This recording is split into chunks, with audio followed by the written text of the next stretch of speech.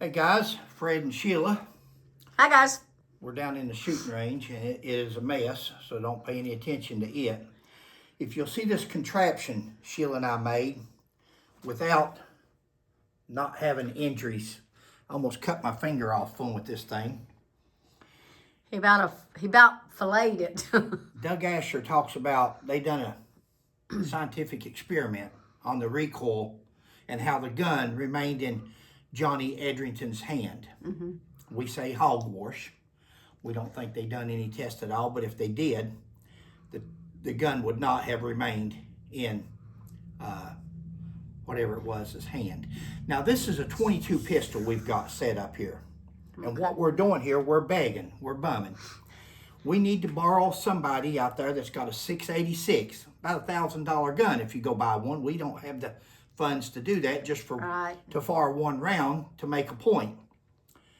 We need a Smith & Wesson model 686, 357 with a 4-inch barrel. That's what they carried. That's what Johnny would have had. We need a 357 Magnum plus P round, hollow point. Okay. That's what we need. One round, preferably two, just in case something goes wrong. Right. This is a 22. If this works correctly when I demonstrate it here, you'll see a shot go off. And you'll see the gun probably remain right there because the 22 has very little to no recoil. Thank you, babe. This is something Sheila and I come up with. Made this ourselves. This was a PA mic stand. Sheila and I was laying up there the other day going to take a nap, and we was laying there talking about this, and we were talking about how we could do a test because we want to show the recoil. We want to show you people. Sheila and I are full with firearms all of our lives. We're from the hills. Firearms instructors, both of us, carry concealed, Leosa. It's just police firearms instructor. We've taught thousands. And we're going to say that when we put a 686, 357 up here, Magnum, with a Magnum round, which is what he would have had in his gun, and we pull that trigger, you're going to see that gun go flying through the air. Now, don't worry about your gun getting damaged because we've got air mattresses in here, blankets, we've got it all padded. The gun's not going to get hurt, or it shouldn't. But we need somebody with a 686 Smith & Wesson 4-inch barrel, 357 Magnum. We need you for one shot. They can even come and stay here we're in with Liberty. the gun, so they Shooting make range sure is it's inside. Not, Come here and shoot. We'll give you a free tour of the museum. And enjoy chatting with you. And I think you'll be impressed at what we've done here to demonstrate. And if there's any firearms people out there, police officers and such, they know what we're talking about. You're not going to see it here with this. Right. Stand right there, babe, and let me do this real easy. Right. Get a parallel on it there where they can see it. If this works correctly, can you see the bullet hole there? There's where we done one previously, just experiment. Feel that powder? We're going to show you. We're going to show you a powder residue also. But there's the one we just now shot. Now look at the gun still on the stand. That's very little to no recoil. When we do a 357 like this would have been Johnny's hands. That's what we're simulating. If this would have been a suicide, this is the position. Doug Asher said he was holding the gun with his left hand, and he used the right thumb to push the trigger. Johnny was right-handed. Johnny would have been holding the gun with the right hand.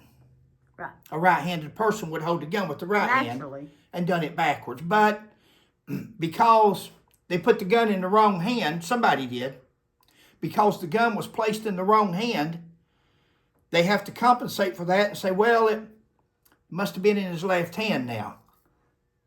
Right-handed people don't shoot or hold guns with their left hand, with their off hand. I'm not going to drag this video out. We need help.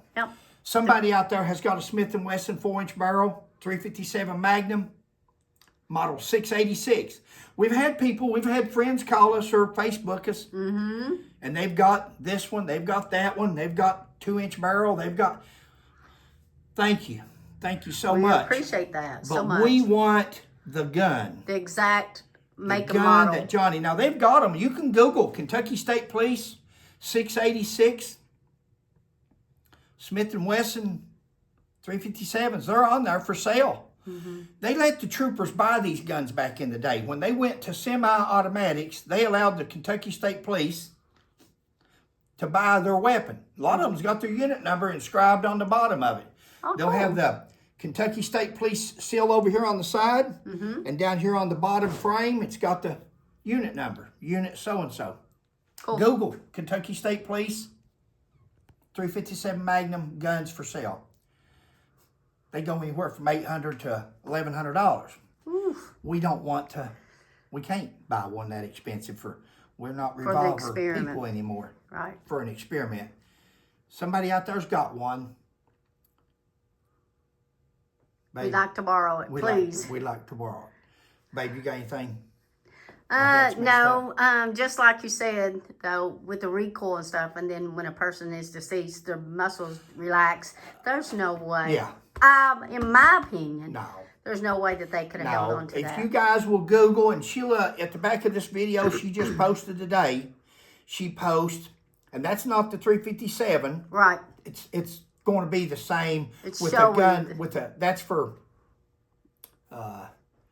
to show you Demonstration what happened. purposes. Demonstration it's just to show you purposes. how the gun would, gun would. And that's how a 357 is going to act. A 22 won't act like that. Right. But a 357 Magnum with a Magnum plus P round, Yeah. that's exactly. You should see this gun right here. Once it fires, you should see the gun come tumbling back with the recoil.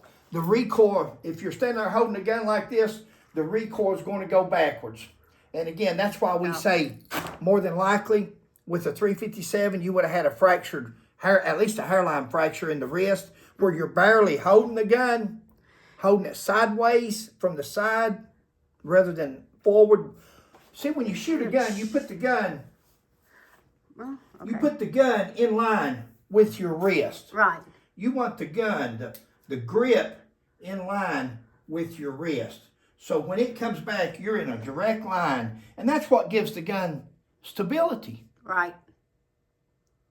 But with it Right here, facing, I'm probably if you're holding it in the opposite, if if it's turned you're around, trying it's to suck- awkward to begin You're trying with. to sucker me in. You want me to turn that thing around? No, but with it turned, guys, no. With it turned around, though, it's already awkward. So The way your he's grip holding is this not gun going here, to be if this is as his accurate. head up here, right. he's holding that gun right here from the side. Right. He's already got a powerful gun like that in an awkward position. First of all, he wouldn't have it in his left hand. Right. Right-handed person would have been holding a gun with his right hand and pulled the trigger with his left. Still doesn't make sense, but there we Okay, go. gonna make it a short video. Guys, if you don't have one, surely you know somebody that's got a gun collection that may have one. We need to borrow it for one shot. And other than that, Thanks for your help, guys. We hope you're doing okay. Please like, subscribe, and share, and we'll catch you on the next one. thanks, guys. Thank you. God bless.